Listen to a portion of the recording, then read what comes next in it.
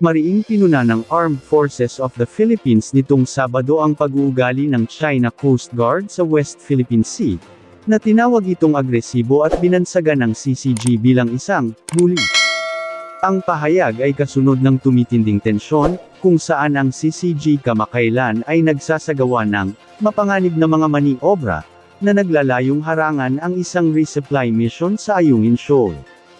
Ang nakikita natin doon ay ang presensya ng CCG ay misplaced at isang bully, sabi ni Aguilar sa Saturday News Forum sa Quezon City.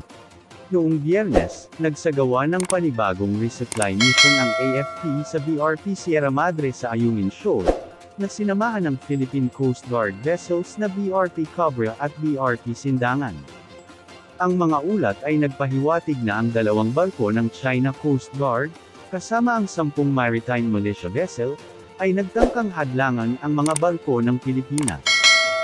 Pinigyang diin ni Aguilar na ang AFP ay sumusunod sa mga itinatag na batas sa pagtukoy ng mga hangganang pandagat nito.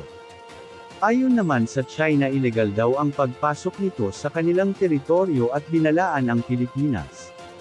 Ikinuwento rin niya ang isang insidente kung saan ang isang Chinese rubber boat ay nahaharap sa kahirapan habang nakabuntot sa mga sasakyang pandagat ng Pilipinas patungo sa Ayungin Shoal para sa resupply mission, na naging gusot sa isang mooring line. Ang isa sa kanilang mga RHIB, rigid hull inflatable boats, ay sumabit sa mooring line ng isang fishing boat na malapit sa BRP Sierra Madre, ayon kay Aguilar. Dagdag pa niya, nag-alok ng tulong ang tropang Pilipino, ngunit tinanggihan lang ito ng mga Tsino.